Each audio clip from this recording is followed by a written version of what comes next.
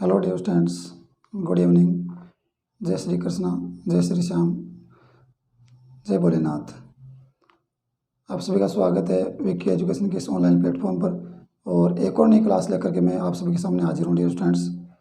जैसा कि आपसे प्रॉमिस किया गया था और जैसा कि आपको बताया गया था कि अपने जो 4 टॉपिक्स अपने कंप्लीट हो चुके हैं और उसके बाद में नई जो क्लास आपकी आएगी वो सिंथेसिस की आएगी। इससे पहले अगर हम बात करें तो हमने टेंस एंड टाइम के कंप्लीट चैप्टर को हमने बाई थ्योरी हमने कंप्लीट किया है, पढ़ा है उसको। और उसके बाद में हमने कंडीशनल सेंटेंस को पढ़ा है और लेटर देन हमने बोल सकते रिलेटिव प्रोनाउन और लास्ट वन जो था अपना मॉडल्स थी। तो यहाँ तक हमने 4 टॉपिक बाई थ्योरी हमने कंप्लीट किए हैं और एक एक रूल को हमने कह सकते हैं कि अच्छे से डिटेल में पढ़ा है। जहाँ तक हो सके हर रूल को हमने वहाँ इंक्लूड किया है अपनी थ्योरी के अंतर्गत। आज हमारी जो रहने वाला है डियर स्टूडेंट्स, आज की अपनी जो क्लास रहेगी वो रहेगी सिंथेसिस की। अगर देखा जाए तो सिंथेसिस एक ऐसा टॉपिक है जो नॉर्मली और टॉपिक को अगर कंपेयर किया जाए तो थोड़ा टिपिकल है, थोड़ा टफ है, क्योंकि इसमें कुछ चीज़ें कह सकते हैं कि इसकी जो थ्योरी है या इसका जो बेस है वो चीज़ें कुछ इस प्रकार की टफनेस बना देती हैं स्टूडेंट के लिए, या यूँ कहूँ कि कॉम्प्लिकेटेड बना देती है सारी चीज़ें, कि स्टूडेंट को लगता है कि मेरे बस की बात नहीं है, मेरे लिए थोड़ा टफ हो जाएगा, हार्ड हो जाएगा सिंथेसिस के सेंटेंस करना। तो इसीलिए आज की अपनी जो क्लास है बड़ी इंपॉर्टेंट क्लास होने वाली है। और इसके बाद में जब आपकी रेगुलर ये क्लास आपके सिंथेसिस की कंटिन्यू कर लेंगे तो मैं उम्मीद करता हूँ कि आपके सिंथेसिस से रिलेटेड जो भी आपका डर है, जो भी भय है, वो आपका कम्प्लीटली दूर हो जाएगा। तो आइए आज हम शुरुआत करते हैं। सिंथेसिस एक ऐसा टॉपिक है जो बेसिकली देखा जाए तो आपका सीनियर लेवल की क्लास में, अगर रिसेंटली देखें तो सीनियर या 12th क्लास में आपका टॉपिक एडेड है, जिसमें सेंटेंस पूछे जाते हैं, आपके सिंथेसाइज उनका किया जाता है। तो आज हम बात करने वाले हैं उसी टॉपिक की और उसकी टफनेस की। आइए बात करते हैं। जैसा कि आप देख रहे हैं आज हमारा जो टॉपिक वो क्या है, सिंथेसिस। क्या है डियर स्टूडेंट्स, आज का हमारा टॉपिक रहने वाला है सिंथेसिस। और सिंथेसिस एक ऐसा टॉपिक है जो, या यूँ कहूँगी, जिसके सेंटेंस करना या जिसके एग्जाम्पल्स को उनका आंसर दे पाना हर स्टूडेंट के बस की बात नहीं होती, क्योंकि वो उसके ये धारणा हो जाती है, उसका मन वो कह सकते हैं कि उस प्रकार का उसका हो जाता है कि वो ये मान बैठता है कि ये मेरे लिए काफ़ी टफ है, नहीं कर पाऊँगा। तो उसी चीज़ को काफ़ी बोल सकते हैं ईजी बनाने के लिए आपके लिए, और आप हर स्टूडेंट उसका बोल सकते हो कि उसका जवाब दे सको, तो काफ़ी इस कॉम्प्लिकेटेड टॉपिक को काफ़ी इजी वे में आपको बताया जाएगा और हर चीज़ आपको डिटेल में बताऊंगा। आप जुड़े रहें हमारी क्लास के साथ, एंड तक बने रहें। अब बात करने वाला हूँ डियर स्टूडेंट्स सिंथेसिस की। सिंथेसिस है क्या? तो सिंथेसिस है क्या यह जानने के लिए हमें पहले इसकी डेफिनेशन को, इसकी परिभाषा को समझना पड़ेगा कि सिंथेसिस है क्या। क्योंकि सिंथेसिस यहाँ पर समझ गए तो आप समझ जाएंगे कि इस टॉपिक में हम करने क्या वाले हैं। क्योंकि सिंथेसिस आपको ये नहीं पता कि सिंथेसिस क्या है तो फिर हम टॉपिक में समझेंगे क्या। क्योंकि किसी भी टॉपिक को समझना है तो समझने से पहले हमें यह जानना पड़ेगा कि उसकी डेफिनेशन क्या होती है या इसके अंतर्गत क्या क्या इंक्लूड होता है। तो वहाँ आपका काफ़ी डाउट क्लियर हो जाता है डियर स्टूडेंट्स। तो आइए सिंथेसिस की परिभाषा को अगर देखें तो क्या है, synthesis is the opposite of analysis. देखिए यहाँ पर हमने बात की सिंथेसिस की, लेकिन यहाँ पर हमारे पास एक और वर्ड आ गया। क्या आ गया? एक और वर्ड आ गया, एनालिसिस। क्या आ गया? एनालिसिस।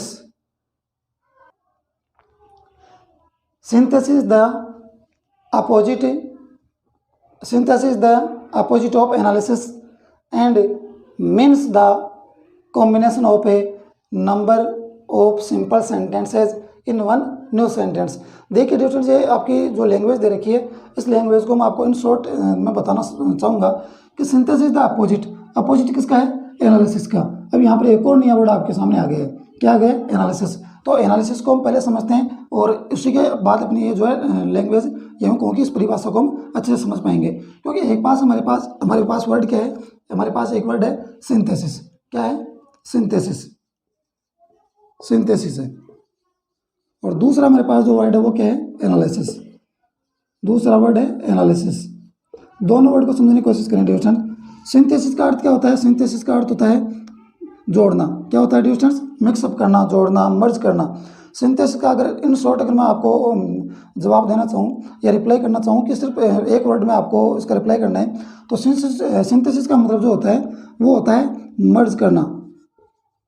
मर्ज करना, या यूँ कह सकता हूँ कि मिक्सअप, यानी दो सेंटेंस को या कहूँ कि दो वर्ड को या दो सेंटेंस को आप क्या करना, मिक्सअप करना या मर्ज करना, जोड़ना, उनको मिलाना उनको। और एनालिसिस इसका जस्ट उल्टा होगा। एनालिसिस क्या होगा, इसका जस्ट अपोजिट क्या होने वाला है, जस्ट अपोजिट होने वाला है। तो अपोजिट कैसे करेंगे, देखिए सिंथेसिस में हम जोड़ेंगे और एनालिसिस में क्या करेंगे, जुड़े हुए को क्या करेंगे, अलग करेंगे। यानी कहने का मतलब यहाँ पर मैं कर सकता हूँ सेपरेट, क्या कर सकता हूँ, सेपरेट। यहाँ पर सेपरेट की बात करेंगे। देखिए सिंथेसिस का मतलब होता है जोड़ना और एनालिसिस का मतलब होता है सेपरेट करना, या यूँ कहूँ कि उनको अलग अलग करना। सिंथेसिस कहता है जोड़ दो, मिक्सअप कर दो, मर्ज कर दो, और एनालिसिस कहता है उनको अलग अलग कर दो। जो जुड़े हुए हैं सेंटेंस या जुड़े हुए जो वर्ड हैं या जो भी हमारे पास वो फैक्ट है या स्टेटमेंट है, जुड़े हुए को अलग अलग करना है, उनको सेपरेट करना है। एक सेंटेंस में कंप्लीट है, दोनों को अलग अलग आपको सेपरेट करके लिखना है। और सिंथेसिस में होता है कि जो अलग अलग है उनको आपको मिक्सअप करना, उनको जोड़ना है, ध्यान रखें। तो ये सिंथेसिस है और ये एनालिसिस। एनालिसिस का मतलब होता है जोड़ना, यानी इसको आपको ऐड करना, प्लस करना है। और एनालिसिस का मतलब हो गया इसको आप अलग अलग करोगे, यानी दोनों को बोल सकते हो कि दोनों को सेपरेट करने वाले हो, यहाँ पर दोनों को अलग अलग उनको लिखने वाले हो। तो ये सिंथेसिस और ये एनालिसिस है। अभी आप आई होप की चीज़ समझ गए होंगे कि एनालिसिस क्या होता है और सिंथेसिस क्या होता है। तो synthesis is the opposite of analysis. देखिए ये चीज़ मैं बताना चाहता हूँ कि सिंथेसिस क्या है, अपोजिट है किसका, एनालिसिस का। तो ये बताना चाहता है synthesis is the opposite of analysis and means, इसका अर्थ क्या होता है, कॉम्बिनेशन। क्या होता है, कॉम्बिनेशन। यानी ये कॉम्बिनेशन का मतलब होता है कि सामंजस्य से जोड़ना, ये चीज़ों मैंने आपको बताया ना, मर्ज करना, मिक्सअप करना। तो इसका मतलब ये कॉम्बिनेशन, ये कॉम्बिनेशन है किसका, of A number of simple sentences, यानी ऑफ नंबर ऑफ, यानी यहाँ पर कितने हो सकते हैं, कम से कम दो आपको मिलेंगे, क्योंकि जो मर्ज किया जाएगा सेंटेंसेस को या वर्ड को, तो वो कम से कम दो होंगे, क्योंकि दो से ज़्यादा तीन भी हो सकते हैं या तीन से ज़्यादा भी हो सकते हैं, लेकिन नॉर्मली दो या तीन से ज़्यादा नहीं पूछे जाते। तो कम से कम आपको सिंथेसाइज करने के लिए, या यूँ कहूँ कि मर्ज करने के लिए, मिक्सअप करने के लिए हमारे पास कम से कम दो सेंटेंस होंगे, या यूँ कहूँ ये दो बोल सकते हो कि सिंपल सेंटेंस हो गए। तो नंबर ऑफ कितनी हो सकती है, टू और मोर, दो या दो से अधिक, टू और मोर। तो दो या दो से ज़्यादा क्या हो सकते हैं, सिंपल सेंटेंस होंगे। क्या होंगे, simple tenses. In one new sentence, उनको क्या करना है, उनको एक नया सेंटेंस बनाना है। ध्यान रखें, ये चीज़ समझानी है कि synthesis is the opposite of analysis. Analysis क्या होता है, सेंटेंस को अलग अलग करना, सेपरेट करना, और जो मिक्स अप उनको अलग अलग करना। और ये अपोजिट होता है किसका, सिंथेसिस का। यूँ बोल दूँ मैं कि सिंथेसिस अपोजिट होता है एनालिसिस का।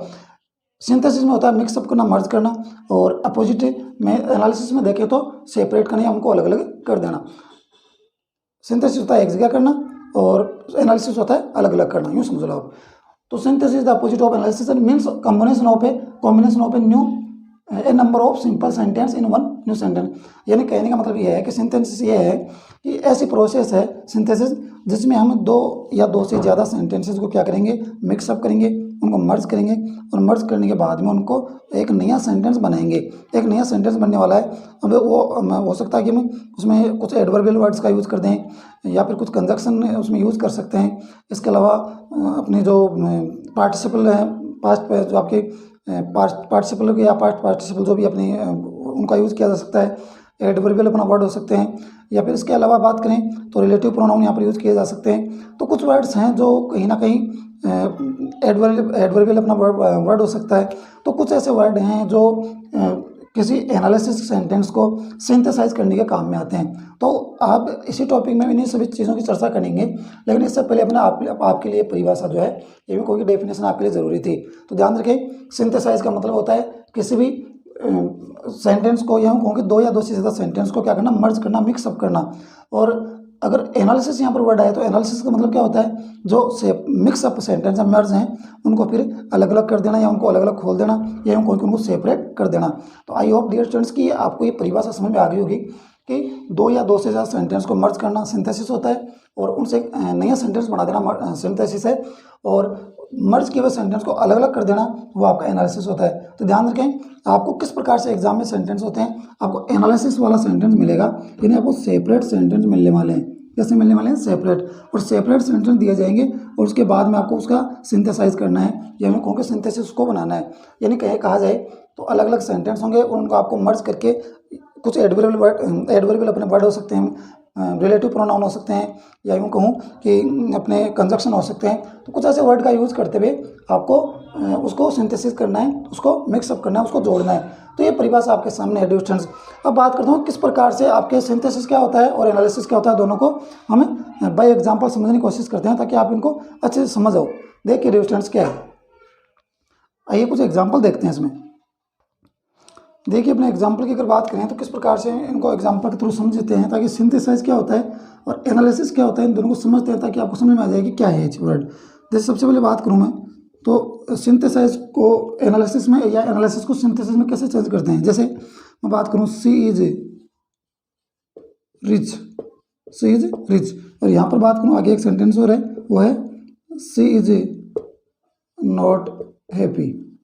सी इज रिच और उसके बाद में रखा है सी इज नॉट हैप्पी। देखिए दोनों सेंटेंस क्या हैं, दोनों के दोनों सेंटेंस क्या हैं, सेपरेट हैं, अलग अलग दे रखे हैं आपको। क्या दे रखे हैं, अलग अलग। जब ये सेपरेट तरीके से दे रखे हैं तो आपका एनालिसिस हो गया। क्या हो गया, एनालिसिस। देखिए और अगर इसको मर्ज कर देंगे, क्या कर देंगे, मर्ज, यानी दोनों सेंटेंस को आप कंजक्शन का या किसी भी वर्ड का यूज़ करके अगर आप उसको एक जगह कर देते हैं, मिक्सअप कर देते हैं, तो वो क्या हो जाएगा आपका, वो सिंथेसिस हो जाएगा। क्या हो जाएगा, सिंथेसिस। देखिए इसको किस प्रकार से कर सकते हैं। देखिए she is rich, she is not happy. तो किस प्रकार से कर सकते हैं, कुछ वर्ड है हमारे पास, जैसे मैं यहाँ पर बट का यूज़ कर सकता हूँ। जैसे मैं यहाँ पर बात करूँ, यहाँ पर मैं इसके साथ यूज़ कर सकता हूँ बट का, या आप आगे पढ़ेंगे अच्छे से। बट का यूज़ कर सकता हूँ, यट का यूज़ कर सकता हूँ, इसके साथ में यहाँ पर ऑल्दो का प्रयोग भी किया जा सकता है। तो ये कुछ वर्ड हैं जो हमें इसमें यूज़ कर सकते हैं। वो किस प्रकार से यूज़ कर सकते हैं, देखिए बट का यूज़ कर सकते हैं, बीच में यूज़ करेंगे, यट का बीच में यूज़ होगा आपका, लेकिन ऑल्दो शुरू में होगा, ऑल्दो का यूज़ कर सकता शुरू में। तो देखिए किसी भी वर्ड का आप यूज़ कर दीजिए। जब मैं ऑल्दो का यूज़ करूँ,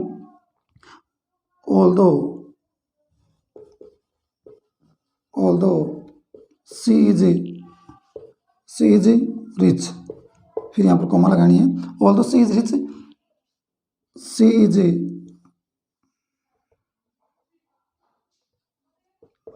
नॉट हैप्पी।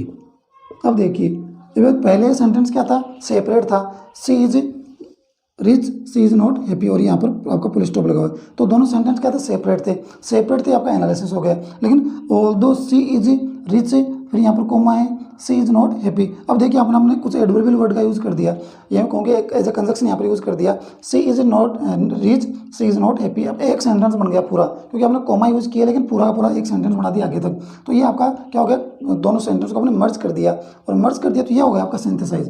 क्या हो गया, सिंथेसाइज। ये आपका सिंथेसिस होता है, ध्यान रखना। यानी दोनों सेंटेंस को आपने मर्ज किया है, और मर्ज करने के बाद में ये सिंथेसाइज हो गया। एनालिसिस को और तरीके से समझ लेते हैं। जैसे हमने एक बात करते हैं, जैसे एक और एग्जांपल की, जैसे they are too poor, they are too poor to buy a new car.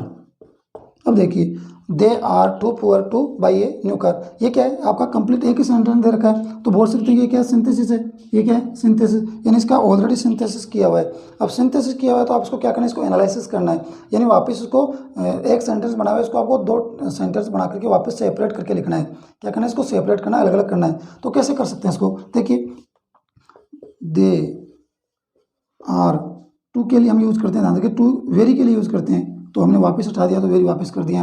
यहाँ पर आ जाएगा पुअर। क्या हो जाएगा, पुअर। यहाँ तक अपना सेंटेंस कंप्लीट है, यहाँ फुल स्टॉप हो जाएगा। उसके बाद में दूसरा सेंटेंस स्टार्ट करेंगे, लेकिन ध्यान रखें एक सेंटेंस में मर्ज किया गया है और टू का प्रयोग किया गया है, तो डेफिनेटली ध्यान रखें सब्जेक्ट एक ही होगा, क्योंकि यहाँ दे है तो आगे भी क्या होगा, दे। और टू का हम यूज़ कर रहे हैं, तो यहाँ पर हम यूज़ करने वाले हैं मॉडल्स का, कैन नॉट, और they can not by a new car. ये क्या हो गया, ये एनालिसिस हो गया। क्या हो गया डियर स्टूडेंट्स, ये एनालिसिस हो गया, ये एनालिसिस हो गया। देख सकते हैं आप, फर्स्ट जो एग्जांपल मैंने लिखा वो आपका सेपरेट सेंटेंस था, एनालिसिस था, फिर उसको हमने ऑल्दो यूज़ करके एक सेंटेंस बनाया और उसको सिंथेसाइज कर दिया, मर्ज कर दिया उसको। और नेक्स्ट जो अपना एग्जांपल है वो आप क्या था, ऑलरेडी सिंथेसाइज था, यानी एक सेंटेंस बना हुआ था और उसमें टू और टू का प्रयोग किया हुआ था, एक सेंटेंस बना हुआ है, और दो का एक बनाया तो सिंथेसाइज है, और एक का दो बना रहे हो या एक का एक से ज़्यादा दो या तीन बना रहे हो, तो ध्यान रखें यहाँ पर आप एक के ही दो सेंटेंस बना रहे हो, तो ये हो गया आपका, क्या हो गया, ये आपका एनालिसिस हो गया। ये या अगर अपने और इसको देखें तो सिंथेसाइज क्या होता है, सिंथेसाइज आपका जो वर्ड होता है वो होता है आपका, सिंथेसाइज की बात करेंगे वो हो जाएगा संश्लेषण। क्या हो जाएगा, संश्लेषण, संश्लेषण। और बात करूं मैं एनालिसिस की, तो एनालिसिस क्या होता है, विश्लेषण। क्या होता है, विश्लेषण। और ये आपकी बोल सकते हो कि वर्ड है कि सिंथेसाइज को हम बोलेंगे, सिंथेसिस को बोलेंगे संश्लेषण और एनालिसिस को बोलेंगे विश्लेषण। और इजी वर्ड में कहा जाए तो सिंथेसाइज का अर्थ होता है जोड़ना, मर्ज करना, और एनालिसिस का अर्थ होता है तोड़ना या उनको अलग अलग करना, सेपरेट करना। तो आई होप कि एग्जाम्पल आपके सामने है और उसकी डेफिनेशन सिंथेसिस के आपके सामने है। तो इससे आप काफ़ी चीज़ें सीख जाएंगे, काफ़ी चीज़ें आपके क्लियर हो जाएंगी कि हम करने क्या वाले हैं। तो हम पढ़ने वाले हैं सिंथेसिस में कि दो हमारे पास सेपरेट सेंटेंस हैं और उनके जरिए हम एक एक बोल सकते हो कि सिंथेसिस वाला या मर्ज करने वाला सेंटेंस बनाएंगे।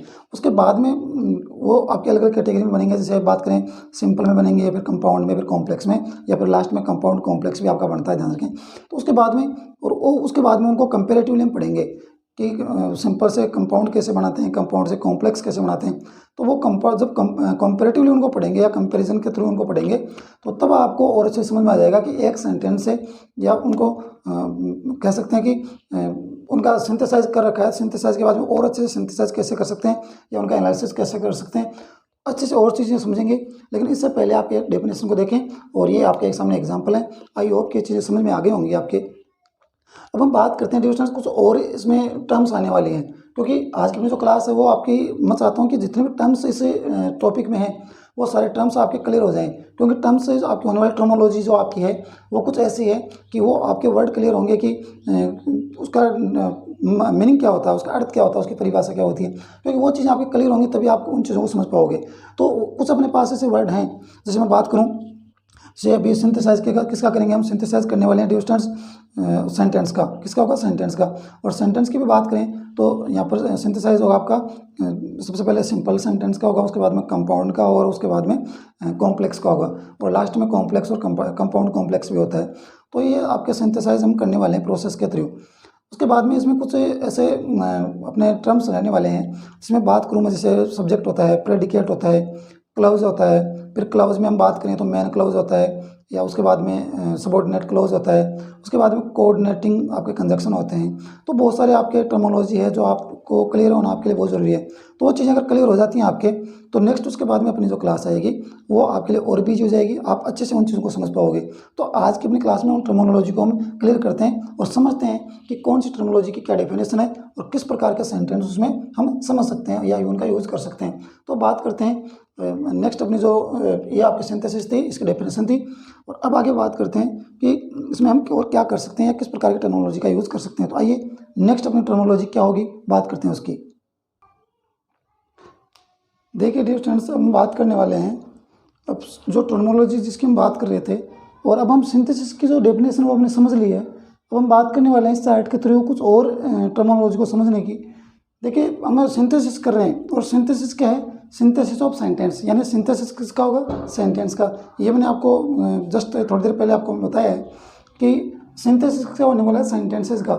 यानी सेंटेंस आपको सेपरेट मिलेंगे तो आपको उनको मर्ज करना है, और वो आपका क्या होता है, सिंथेसिस की प्रोसेस होती है वो कि सेंटेंस को मर्ज करके आपको करना है कि आप एडवर्बियल वर्ड का यूज़ करेंगे या फिर आप रिलेटिव प्रोनाउन वर्ड का यूज़ करेंगे या फिर आप किसी भी वर्ड का उसमें यूज़ करके या कंजक्शन का यूज़ करके आप उसको मर्ज करने वाले हैं, वो मिक्सअप करने वाले हैं। तो ध्यान रखें वो सारी प्रोसेस हम पढ़ेंगे, लेकिन step by step. Synthesis of sentence, अब हम बात करेंगे सिंथेसिस ऑफ सेंटेंस कि सेंटेंस सिंथेसिस होगा सेंटेंस का, या यूँ कहें कि सेंटेंस का जो सिंथेसिस होने वाला है या सेंटेंस को मर्ज करने वाले हैं वो कितने लेवल पर करने वाले हैं डियर स्टूडेंट्स, कितने लेवल पर करेंगे, उसको कितने लेवल पर हमारा मर्ज करना होगा, या यूँ कहें कि वो कितने लेवल पर उसको मर्ज करेंगे। देखिए सबसे पहले बात करें तो सबसे पहले अगर बात करें तो कौन सा होगा, जो सेंटेंस का सिंथेसिस होगा और फर्स्ट जो इसका स्टेप है वो कौन सा है, सिंपल सेंटेंस। कौन सा है डिस्टेंस, सिंपल सेंटेंस। यानी फर्स्ट वन अगर बात करें तो अपना मर्ज करने का जो सेंटेंस को मर्ज करने का जो स्टेप है वो है कि सिंपल सेंटेंस को आप मर्ज करेंगे, यूँ कहेंगे सिंपल सेंटेंस का सिंथेसाइज होगा। तो ध्यान रखिए सिंपल सेंटेंस है क्या, वो हम और आगे जानेंगे। फिलहाल आप इतना ही समझ लीजिए कि सिंपल सेंटेंस है क्या। इसमें ध्यान रखें हमें एक सब्जेक्ट मिलेगा, क्या मिलेगा dear students, subject plus one predicate, क्या मिलेगा, वन प्रेडिकेट।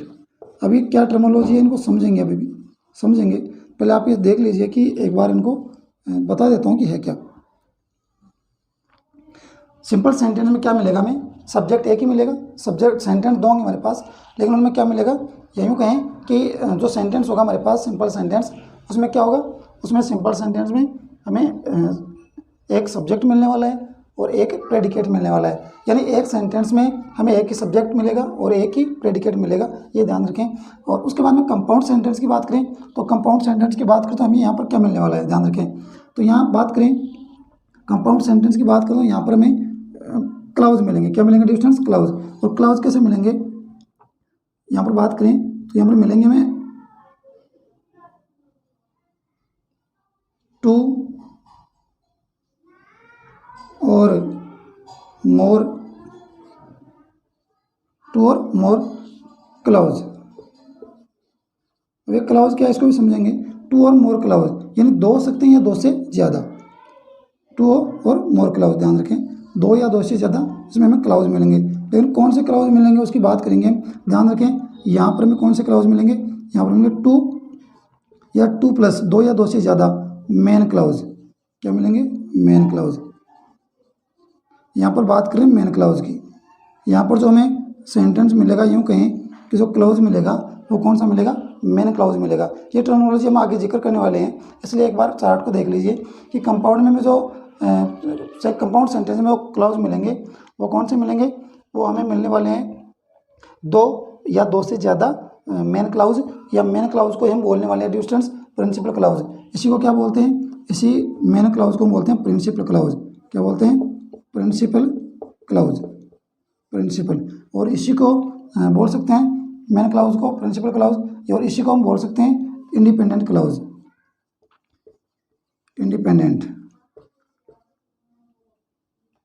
Independent clause.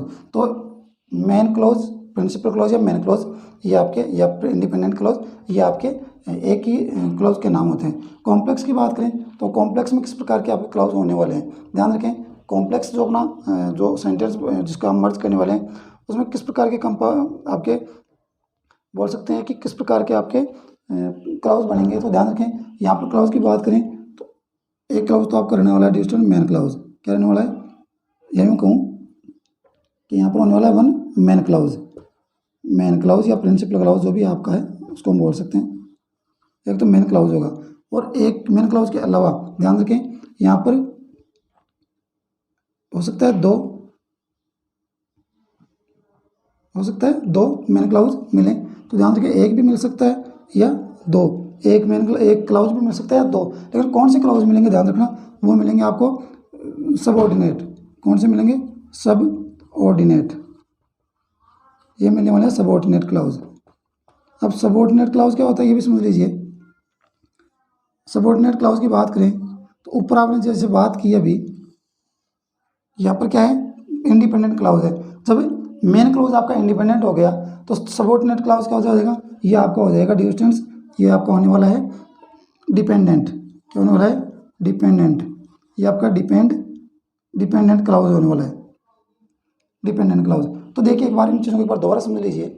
हम सिंथेसिस में पढ़ रहे हैं और सिंथेसिस ऑफ किसका, सेंटेंस का करने वाले हैं। फर्स्ट लेवल की बात करें तो अपने पास सिंपल सेंटेंस, ये मैं कहूँ कि सिंपल लेवल का जो स्टेप है वहाँ पर हम सेंटेंसेस का या दो सेंटेंसेस का यूँ कहें कि उनको बोल सकते हैं कि उनको सिंथेसाइज करने वाले हैं, ध्यान रखें। लेकिन एक चीज़ ध्यान रखें, जब आप उनका सिंथेसाइज कर देंगे या उनको कहूँ कि मर्ज कर देंगे सेंटेंसेस को, सिंपल सेंटेंस को मर्ज करेंगे, तो ध्यान रखें मर्ज करने के बाद हमारी कंडीशन क्या होती है, कंडीशन ये होती है कि वहाँ पर हमारे पास एक ही सब्जेक्ट होना चाहिए। अगर दोनों सेंटेंस में अलग अलग सब्जेक्ट हैं या फिर किसी टर्म की वजह से आप सेंटेंस को आप मर्ज कर रहे हैं, तो ध्यान रखें हमारे पास दोनों ही सेंटेंस को मर्ज करने के बाद में सब्जेक्ट सिर्फ एक ही रहना चाहिए, क्या रहना चाहिए, एक ही, और वन प्रेडिकेट। प्रेडिकेट का मतलब आप यूँ समझ लीजिए आप कि सब्जेक्ट आपके पास एक रह रहा है तो आपकी जो मेन वर्ब रहती है या यूँ होगी V1 जो रहती है या जो आपकी फिनिट वर्ब रहती है वो आपकी एक ही रहनी चाहिए, यानी सब्जेक्ट एक तो वर्ब आपकी मेन एक ही रहनी चाहिए। और इसके अलावा जो, क्योंकि सेंटेंस दो हैं, दो सेंटेंस है तो आपकी वर्ब भी दो उसमें बनती हैं, और दो सेंटेंस को मर्ज करेंगे तो एक वर्ब आपकी मेन वर्ब हो जाएगी, जिसे आप एफिनिट वर्ब बोलते हैं, और दूसरी जो वर्ब होती है उसको आपको क्या करना होता है, वो किस प्रकार से चेंज होगी वो आगे हम पढ़ेंगे उसके रूल्स के अंतर्गत। फिलहाल इतना समझ लीजिए कि सिंपल सेंटेंस है, उसको आप उसमें जब आप मर्ज करोगे या उसका सिंथेसाइज करोगे तो वंस एक सब्जेक्ट बन उसमें रहने वाला है और एक प्रेडिकेट रहने वाला है। ये आगे हम चीज़ों को पढ़ेंगे। उसके बाद में कंपाउंड सेंटेंस। कंपाउंड सेंटेंस में क्या होने वाला है, कंपाउंड सेंटेंस को अगर आप मर्ज कर रहे हो तो वहाँ पर हमारे पास क्या होने वाले हैं, टू और मोर क्लाउज। टू और मोर क्लाउज, अब मोर दो या दो से ज़्यादा क्लाउज हो सकते हैं, दो भी हो सकते हैं, दो से ज़्यादा, दो तो होंगे ही कम से कम। मिनिमम कितने होंगे, दो। दो या दो से ज़्यादा क्या होंगे, मेन क्लाउज। ध्यान रखिए क्लाउज तो होंगे लेकिन कौन से होंगे, मेन क्लाउज होंगे। और मेन क्लाउज में देख सकते हैं कि मेन क्लाउज को क्या बोलेंगे, प्रिंसिपल क्लाउज बोलेंगे, और प्रिंसिपल क्लाउज को ही हम क्या बोलते हैं, इंडिपेंडेंट क्लाउज बोलते हैं। तीनों जो नाम एक ही हैं।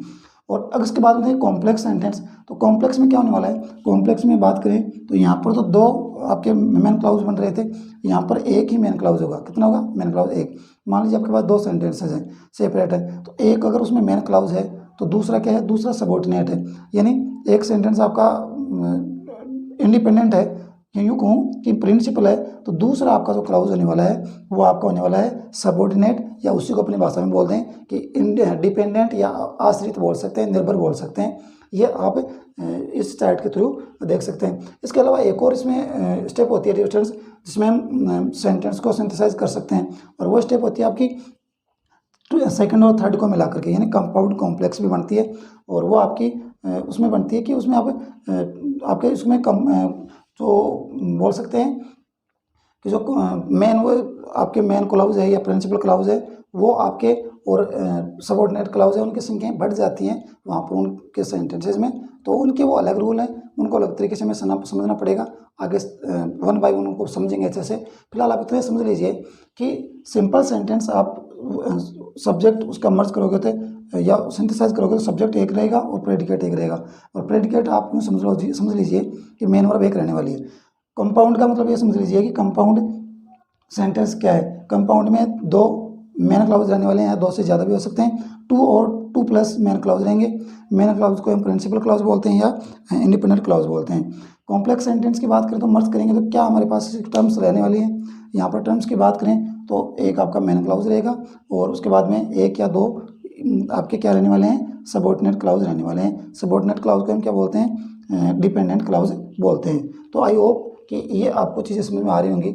और कॉम्प्लेक्स कंपाउंड कॉम्प्लेक्स जो आपकी सिंथेसाइज सेंटेंस की करते हैं, वो हमें स्टेप बाय स्टेप जब एक एक को पढ़ेंगे या करेंगे तो कंपेरेटिवली उनको पढ़ेंगे तो आपको हम पर ये चीज़ें और समझा देंगे, ये चीज़ें और हम आगे करने वाले हैं।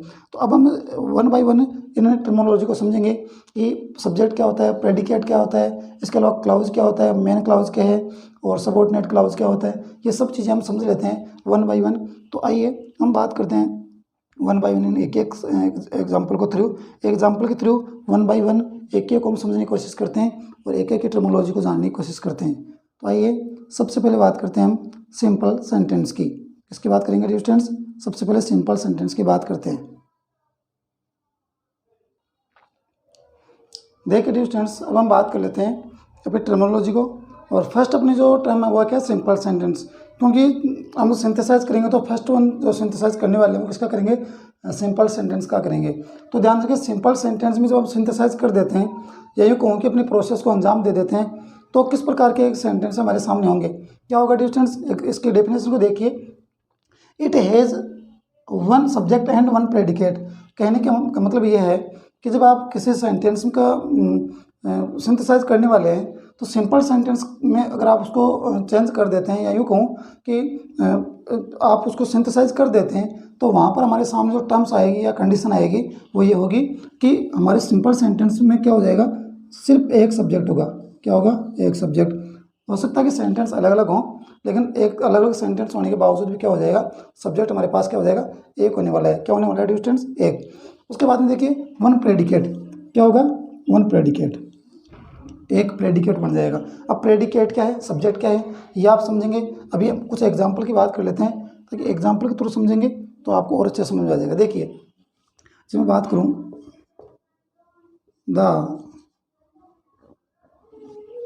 The moon was very bright, क्या हो जाएगा distance, the moon was very bright, the moon was very bright. उसके बाद में देखिए next, you could see, you could see your, you could see your way, you could see your way, ये आपका क्या हो गया, ये आपका सेकंड सेंटेंस हो गया। एक और देखिए, शी हैज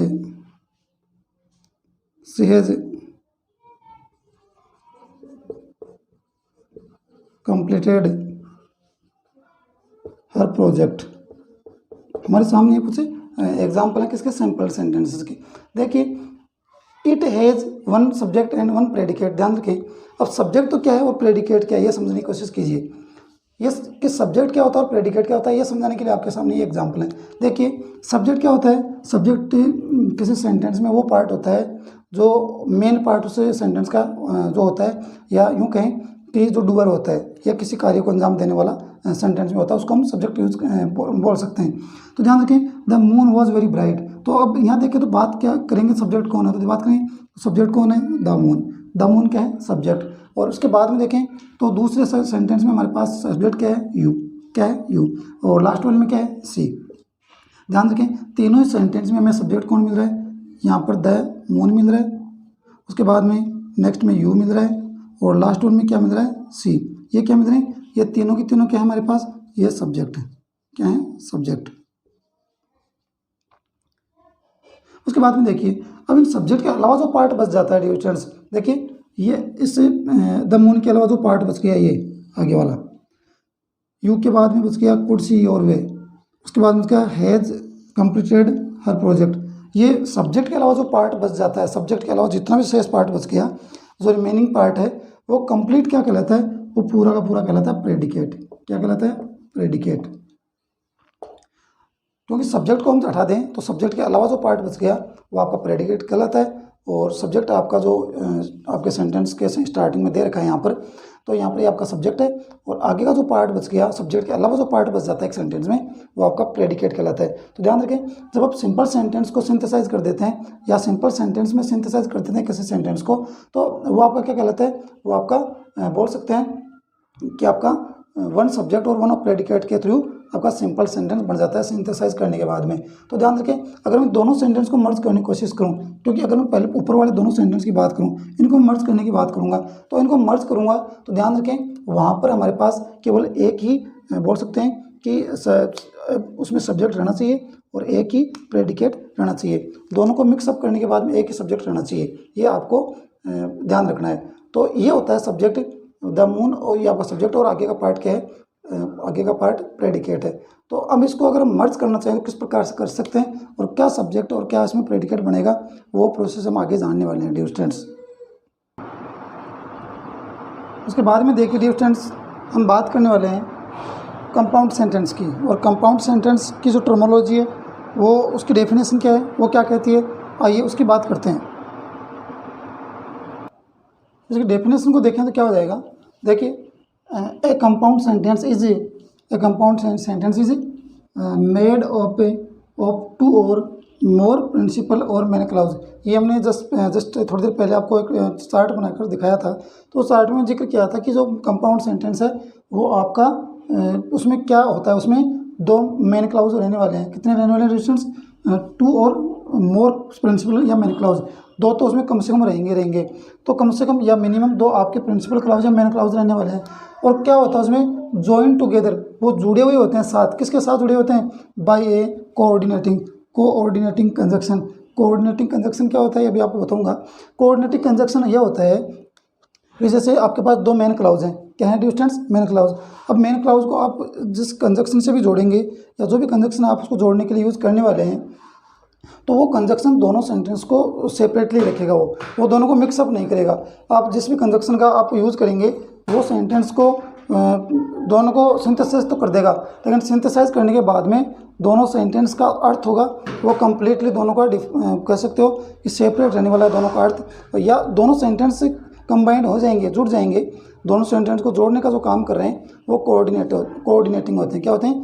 दोनों सेंटेंस को जोड़ने का जो काम कर रहे हैं, मिक्सअप करने का काम करें, वो करें कोऑर्डिनेटिंग कंजक्शन, वो होते हैं आपके। तो उसमें बहुत सारे आपके होते हैं, जैसे एंड होता है, बट होता है, यट होता है, फोर होता है, बहुत सारे इसमें आपका इसमें यूज़ कर, सो होता है। तो बहुत सारे इसमें कंजक्शन में जिनको कोऑर्डिनेटिंग कंजक्शन बोलते हैं। तो ध्यान रखें, वो आपके दोनों सेंटेंस को जोड़ने का काम करेंगे। दोनों सेंटेंस देखा जाए तो सेपरेटली हैं, अलग अलग हैं दोनों का, और दोनों का अलग अलग बोल सकते हैं कि दोनों का अलग अलग वो आपका अर्थ होता है, कंप्लीट होता है। तो आपकी मेन क्लॉज हैं। तो द हॉर्स, तो क्या हो गया, some time it includes one और मोर सबऑर्डिनेट क्लॉज। लेकिन कभी कभी क्या होता है, कई बार क्या होता है कि कंपाउंड सेंटेंस में भी क्या होता है, वन और मोर, एक या एक से ज़्यादा आपको सबऑर्डिनेट क्लॉज देखने को मिलते हैं, यानी डिपेंडेंट क्लॉज देखने को मिलते हैं। कई बार ऐसा होता है, अमूमन ऐसा नहीं होता, नॉर्मली ऐसा नहीं होता, लेकिन कई बार ऐसे कई केसेज में ऐसा हो जाता है। तो नॉर्मली देखा जाए तो a compound sentence is made up two और मोर प्रिंसिपल क्लॉज। अगर इन शॉर्ट कहें तो कंपाउंड सेंटेंस में आपको दो मेन क्लॉज या दो से ज़्यादा मेन क्लॉज, प्रिंसिपल क्लॉज मिलेंगे।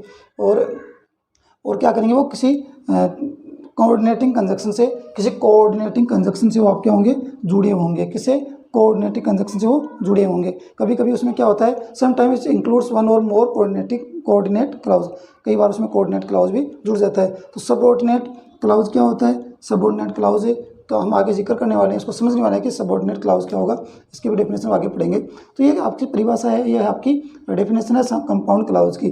और एग्जाम्पल की बात करते क्या हो जाएगा, the horse reared and the rider was thrown, यानी हॉर्स रियर्ड का बोल सकते हैं, एंड द यानी घोड़े ने क्या किया, घोड़ा हिने नाता है, यही कहूँ कि शरारत करता है, and the rider was thrown, और राइडर को क्या करता है, दूर फेंक दिया जाता है या दूर फेंक देता है। आई आस्क्ड हिम, तो ये देखिए आपका ये जो वहाँ पर एंड जुड़ा हुआ है, ये क्या है, ये कोऑर्डिनेटिंग कंजक्शन है। आप पीछे वाले सेंटेंस को इसका मीनिंग निकालेंगे, आगे वाले का निकालेंगे, दोनों का अलग अलग मीनिंग निकल रहा है, दोनों का कंप्लीट मीनिंग निकल रहा है, क्योंकि इसका यूज़ नहीं करेंगे तो भी दोनों का उनके अर्थ पर ज़्यादा फर्क पड़ने वाला है नहीं। तो ये केवल कोऑर्डिनेट करने का काम करता है, जोड़ने का काम कर रहा है, अर्थ पर ज़्यादा फर्क नहीं पड़ेगा। I asked him how he received the wound, मैंने उससे पूछा कि उसको चोट कैसे लगी, but he refuse to answer, लेकिन उसने आंसर देने से मना कर दिया। अब देखिए यहाँ पर, देखिए यहाँ पर बट का यूज़ किया गया है, आगे सेंटेंस दे रखा है आपको, ही रिफ्यूज टू आंसर देने से मना कर दिया। He received, how he received wound, ये आपका क्या हो गया, हाउ ही रिसीव्ड वाउंड, और आई आस्क्ड हिम, मैंने उससे पूछा। अब आप देख सकते हैं कि आई आस्क्ड हिम ये आपका क्या है, मेन क्लॉज है, ही रिफ्यूज आंसर और how he received the wound ये आपके हो गए, ये आपके बोल सकते हैं कि सबऑर्डिनेट क्लॉज के अंतर्गत आपके आ गए। तो समझ सकते हैं आप इनको अच्छे से। बाकी इनको और हम डिटेल में समझने वाले हैं, जब इनको one by one, step by step इनके एग्जांपल्स करेंगे और समझ में आएंगे डियर स्टूडेंट्स। तो इतना आप समझ लीजिए कि कंपाउंड सेंटेंस में हम दो या से ज़्यादा मेन क्लॉजेस में हम यूज़ करने वाले हैं कोऑर्डिनेटिंग कंजक्शन का यूज़ करते हुए। कोऑर्डिनेटिंग कंजक्शन में हमने आपको बता दिया, जैसे नॉर्मली देखा जाए तो एंड होता है, बट होता है, यट है, सो है, फोर है, ये सभी के सभी, जैसे और है, नोर, ये सभी के सभी यूज़ होते हैं। और ये आपके दोनों सेंटेंस में को कंबाइन करने का काम करेंगे, ये यूँ कहें कि दोनों को अलग अलग रखने का काम करेंगे, लेकिन वो दोनों सेंटेंस के उसके अर्थ पर, यह कहूँ कि उनके अर्थ पर ज़्यादा प्रभाव डालने वाले नहीं है, दोनों के अर्थ पर ज़्यादा प्रभाव पड़ने वाला है नहीं है डियर स्टूडेंट्स। तो आई होप कि ये चीज़ आप समझ गए होंगे। इसके बाद में बात करेंगे नेक्स्ट की, और नेक्स्ट अपना जो टर्म है वो हो जाएगा डियर स्टूडेंट्स कॉम्प्लेक्स सेंटेंस। क्या हो जाएगा, कॉम्प्लेक्स सेंटेंस। तो आइए अब हम बात करते हैं कॉम्प्लेक्स सेंटेंस की। अब बात करते हैं डियर स्टूडेंट्स हम कॉम्प्लेक्स सेंटेंस की। किसकी बात करने वाले हैं, कॉम्प्लेक्स सेंटेंस की। और कॉम्प्लेक्स सेंटेंस की बात करें तो यहाँ पर हमारे पास डेफिनेशन रहने वाली है, वो रहने वाली है डियर स्टूडेंट्स। देखिए डेफिनेशन क्या हो जाएगी dear students, a complex sentence is made up, ये कॉम्प्लेक्स सेंटेंस जो बनता है of one clause, one main clause, ध्यान रखें, वन मेन क्लाउज से बनेगा, एंड वन और मोर सबऑर्डिनेट क्लास। ध्यान रखें यहाँ पर एक क्या होगा, एक रहने वाला आपका मेन क्लाउज, यानी मेन क्लाउज कितने होंगे, एक मेन क्लाउज होगा, प्लस क्या होगा, वन और मोर, वन या वन प्लस, एक या एक से ज़्यादा क्या रहने वाले हैं, एक या एक से ज़्यादा रहने वाले हैं सबऑर्डिनेट क्लाउज। एक तो आपका मेन क्लाउज रहने वाला है और एक रहने वाला है एक या एक से ज़्यादा सबऑर्डिनेट क्लाउज रहने वाला है। तो ऐसा कॉम्बिनेशन होता है, तो वो क्या होता है आपका, वो होता है आपका प्रिंसिपल क्लाउज। क्या होता है, अब आपका होता है कॉम्प्लेक्स सेंटेंस। वो क्या होता है? Complex sentence. A complex sentence is made up of one main clause और वन और मोर सबऑर्डिनेट क्लाउज, यानी उसमें एक आपका इंडिपेंडेंट क्लाउज रहने वाला है या प्रिंसिपल क्लाउज रहेगा, और एक या एक से ज़्यादा आपके रहने वाले हैं उसमें डिपेंडेंट क्लाउज या सबऑर्डिनेट क्लाउज। सबऑर्डिनेट क्लाउज को हम बोलते हैं डिपेंडेंट, यानी वो आपका निर्भर रहेगा आपके मेन क्लाउज पर। तो देखिए बात करते हैं किस प्रकार से इसमें एग्जाम्पल आपके होते हैं। The student whom you teach are obedient, यानी वे स्टूडेंट जिनको तुम पढ़ाते हो बड़े ओबीडेंट हैं, बड़े आज्ञाकारी हैं। तो ध्यान रखिए यहाँ पर मेन क्लाउज तो कौन सा, और इसमें बोल सकते हो कि सबऑर्डिनेट क्लाउज कौन सा है। तो ध्यान रखिए यहाँ से आपका सेंटेंस ये आपका ये हुम यू टीच, जिसे तुम पढ़ाते हो, स्टूडेंट द स्टूडेंट, और ये आपका आर ओबीडेंट, क्या हो जाएगा? The students are obedient. ये तो क्या हो गया आपका? ये तो आपका हो गया मेन क्लाउज। क्या हो गया? Main clause. और होम यू टीच, जिसे तुम पढ़ाते हो, किसे पढ़ाते हो? जिसे पढ़ाते हो, ये आपका हो गया सबऑर्डिनेट क्लाउज। क्या हो गया? Subordinate clause. तो यहाँ पर मेन क्लाउज भी और सबऑर्डिनेट क्लाउज भी है। उसके बाद में देखें द पीपल सेड, लोगों ने कहा, ये आपका क्या है? ये आपका है main clause. That the boxer had advance into the ring, कि बॉक्सर, या यूँ कहूँ कि जो बॉक्सर है वो रिंग में उतर चुके हैं या रिंग की तरफ बढ़ चुके हैं। ऐसा किसने कहा? ऐसा लोगों के द्वारा कहा गया। तो द पीपल सेड, ये तो आपका मेन क्लाउज हो गया। और लोगों ने क्या कहा? दैट, यहाँ से आपकी शुरुआत हो जाती है, ये आपका लास्ट तक क्या हो जाएगा? ये आपका सबऑर्डिनेट क्लाउज हो जाएगा। ध्यान रखें। तो यहाँ पर कॉम्प्लेक्स सेंटेंस की बात करें तो यहाँ पर अपने जो एडवर्बियल अपने जो वर्ड हैं, या फिर यूँ कहूँ कि जो रिलेटिव वर्ड होते हैं जो आपके, वो इनको यहाँ पर हम एज ए रिलेटिव प्रोनाउन जो अपने पीछे पढ़े हैं वो वर्ड आपके यहाँ पर यूज़ होते हैं। और जैसे रिलेटिव प्रोनाउन उन्होंने सेंटेंस बनाए थे, कुछ इसी प्रकार से इसमें आपके सेंटेंसेस बनते हैं। और ध्यान रखें यहाँ पर मेन क्लाउज आपका मेन रहेगा, प्रिंसिपल क्लाउज, और उसी पर डिपेंडेंट रहने वाले आपके सबऑर्डिनेट क्लाउज। तो आप देख सकते हैं कॉम्प्लेक्स सेंटेंस में एक मेन क्लाउज होगा और एक या एक से ज़्यादा डिपेंडेंट क्लाउज या सबऑर्डिनेट क्लाउज रहने वाले हैं। और ये आपके सामने एग्जांपल्स हैं। द स्टूडेंट आर ओबीडेंट, ये आपका मेन क्लाउज है। होम यू टीच, ये आपका क्या है? Subordinate clause. The people said, main clause है। That the boxer had advance into the ring, ये आपका क्या है? ये आपका सबऑर्डिनेट क्लाउज है। तो आई होप कि ये कंपाउंड, सिंपल, कंपाउंड और कॉम्प्लेक्स तीनों प्रकार के सेंटेंस की सिंथेसाइज किस प्रकार से होती है, वो सिंथेसिस आप समझ गए होंगे स्टूडेंट्स, किस प्रकार से वो यूज़ होते हैं। सब्जेक्ट क्या होता है, प्रेडिकेट क्या होता है, वो मैंने आपको ऑलरेडी बता ही दिया। अब हम बात करेंगे आगे जो अपनी टर्म होने वाली है उसकी, और आगे अपनी टर्म होने वाली है स्टूडेंट्स, वो हम बात करेंगे भी क्लाउज की, उसके बाद में मेन क्लाउज और सबऑर्डिनेट क्लाउज की, उनकी हम बात करने वाले हैं। और उसके बाद में हम आगे की बात करते हैं। आइए बात करते हैं हम क्लाउज की, और क्लाउज की डेफिनेशन क्या होती है, आइए उसकी चर्चा कर लेते हैं।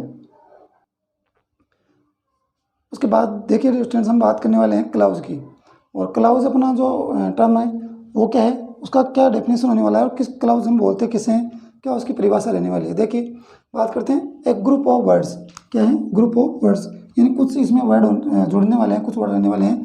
दैट इंक्लूड्स ए सब्जेक्ट और ए सब्जेक्ट एंड ए वर्ब। ध्यान रखिए यहाँ से इसकी जो परिभाषा वो आपके सामने निकल कर आती है। क्या है? ए सब्जेक्ट एंड ए वर्ब, यानी क्लाउज उसको बोलेंगे जिसमें एक सब्जेक्ट होना चाहिए और एक वर्ब, यानी इसमें कंपलसरी है one subject and one verb. एक सब्जेक्ट और एक वर्ब अगर किसी क्लाउज किसी वर्ड ऑफ ग्रुप में जुड़ रही है, किसी वर्ड ऑफ ग्रुप में आपके एक सब्जेक्ट एक वर्ब जुड़ रही है, तो आपका क्लाउज कहलाएगा। क्या कहलाएगा? क्लाउज। जैसे मैं बात करूँ, ही रीड्स वह पढ़ता है। आई टीच मैं पढ़ाता हूँ। तो देखिए यहाँ पर क्या है, कम से कम हमारे पास क्या है, इसमें आपके पास क्या है, इंक्लूड से सब्जेक्ट एंड ए वर्ब। यहाँ पर एक सब्जेक्ट और एक वर्ब है, इसलिए यहाँ पर आई टीच एक सब्जेक्ट और एक वर्ब है। तो एग्जाम्पल के तौर पर आप देख सकते हैं कि इसमें एक सब्जेक्ट और एक वर्ब रहने वाली है, तो वो आपका क्या होता है, वो आपका क्लाउज होता है। देखिए आगे, a clause is usually only part of a sentence. और ये आपका क्या है, ही रीड्स, आई टीच, ये क्या है, अगर देखा जाए तो यहाँ आपका ये सेंटेंस दिखाई दे रहा है, लेकिन ये क्या है, पार्ट ऑफ एक सेंटेंस है, क्योंकि सेंटेंस हमारा बड़ा भी हो सकता है। तो अगर सेंटेंस हमारा बड़ा है काफ़ी, तो वहाँ पर देखिए ये पूरा का पूरा सेंटेंस ना होकर के पार्ट ऑफ सेंटेंस, यानी किसी सेंटेंस का एक छोटा सा पार्ट है, भाग है, और वो आपका क्या होता है, क्लाउज होता है। बस उसकी शर्त यह है कि उसमें हमारे पास सब्जेक्ट होना चाहिए एक, और एक वर्ब भी होना चाहिए, और दोनों चीज़ों का जो कॉम्बिनेशन होता है वो आपका क्या होता है, वो आपका क्लाउज होता है। देख सकते हैं नीचे, after we had finished working. देखिए यहाँ पर अगर बात करूँ तो हमारे पास क्या है, सब्जेक्ट, यहाँ पर क्या हमारे पास वर्ब। तो देखिए सब्जेक्ट और वर्ब दोनों का कॉम्बिनेशन हो गया, तो ये क्या हो गया हमारा, ये आपका क्लाउज हो गया। क्या हो गया, ये यहाँ तक क्लाउज है। क्या है, क्लाउज, ये आपका क्लाउज है। आगे देखिए, वी सेट, यहाँ पर क्या है, वी सब्जेक्ट, सेट क्या है, सेट आउट। सेट आउट क्या आपकी रवाना होना या निकलना, ये आपकी क्या है, ये आपकी वर्ब है। तो ये आपका सब्जेक्ट और ये वर्ब, सब्जेक्ट और वर्ब, तो ये भी आपका क्या हो गया, क्लाउज हो गया। क्या हो गया, क्लाउज। अब क्लाउज कितने प्रकार के होते हैं, कौन कौन से होते हैं, वो आप इसके आगे हम समझने वाले हैं या उनकी टर्मिनोलॉजी को देखेंगे। फिलहाल आप देखिए कि सब्जेक्ट है और वर्ब है, क्लाउज हो गया। सब्जेक्ट है, वर्ब है और क्लाउज हो गया। और ये देखेंगे पूरा का पूरा सेंटेंस है, पूरा का पूरा सेंटेंस है आपका, और इसको मर्ज कर रखा है और आफ्टर का यूज़ करते हुए। लेकिन देखिए अगर मैं आगे बात करूँ तो we set for home, we set out for home. अगर इसकी बात करूँ तो ये पूरा का पूरा सेंटेंस तो है, अर्थ तो दे रहा आपका, लेकिन ध्यान रखें अगर पूरे सेंटेंस से कंपेयर किया जाए तो ये क्या है, पार्ट ऑफ सेंटेंस है, यानी पूरे सेंटेंस का एक छोटा सा टुकड़ा है, छोटा सा भाग है। देख सकते हैं आप, और ये यहाँ पर आपको सेंटेंस में देखने को मिल रहा है कि पूरे सेंटेंस का एक पार्ट होता है। तो ये आपका एक पूरे सेंटेंस का एक छोटा सा पार्ट है, या sort of part of a बोल सकते हैं इसको। नीचे देखिए, you are poor, she is also poor. यहाँ पर देख सकते हैं, यहाँ पर क्या है, यू आर पुअर, तो यू आर ये सब्जेक्ट और वर्ब है, तो ये आपका क्या है, क्लाउज हो गया। सी इज ऑल्सो पुअर, तो यहाँ पर भी सब्जेक्ट और वर्ब है, तो ये भी क्लाउज हो गया। तो देख सकते हैं ये दोनों के दोनों सेंटेंस क्या हैं, ये भी आपके क्लाउज को इंक्लूड कर रहे हैं, इसमें सब्जेक्ट भी और वर्ब भी। ऊपर वाले में आप देख रहे हो सब्जेक्ट भी और वर्ब भी। तो क्लाउज क्या होता है, क्लाउज में बात करेंगे हम, क्लाउज आपका इसमें आपकी सब्जेक्ट और वर्ब का कॉम्बिनेशन होता है, और एक ग्रुप ऑफ वर्ड्स होता है, शब्दों का समूह होता है। शब्द में क्या हो सकते हैं, सब्जेक्ट और वर्ब हो सकते हैं, वो आपका क्या कहलाएगा, क्लाउज कहलाएगा। तो आई होप ये की चीज़ आप समझ गए होंगे। उसके बाद में बात करने वाले हैं डियर स्टूडेंट्स, क्लाउज के अलग अलग टाइप्स कौन कौन से होते हैं। तो अभी हमने बात की है इससे जस्ट ठीक पहले, और हमने कुछ वर्ड से पढ़े हैं, जैसे main clause, principal clause, independent clause है, सबऑर्डिनेट क्लाउज है, डिपेंडेंट क्लाउज है। तो आइए अब उसी की चर्चा हम करने वाले हैं कि कौन सा क्लाउज किस प्रकार से हमें डिफाइन करना है, किस प्रकार से उसकी परिभाषा होने वाली है, और क्या उसके एग्जाम्पल्स हो सकते हैं। तो आइए बात करते हैं क्लाउज के अंतर्गत मेन क्लाउज और सबऑर्डिनेट क्लाउज की। दोनों क्लाउज की हम चर्चा करते हैं, दोनों को समझते हैं। अब देखिए स्टूडेंट्स, बात करते हैं हम क्लाउज के अंतर्गत ही, और क्लाउज के अंतर्गत बात करते हैं। तो फर्स्ट वन क्या हो जाएगा, मेन क्लाउज। मेन क्लाउज को हम बोलते हैं प्रिंसिपल क्लाउज, और उसी का एक और नाम होता है इंडिपेंडेंट क्लाउज। मेन क्लाउज बोल दीजिए, या प्रिंसिपल क्लाउज बोल दीजिए, या फिर इंडिपेंडेंट क्लाउज, तीनों एक ही क्लाउज के नाम है। होता क्या है, ये ध्यान रखें, it has the ability to convey, convey का मतलब कहना, बताना। तो ये इसमें एबिलिटी होती है बताने की, द मीनिंग, यानी ये आपको अर्थ बताएगा, ये एबिलिटी इसमें होती है मेन क्लाउज में। एंड मेक्स कंप्लीट,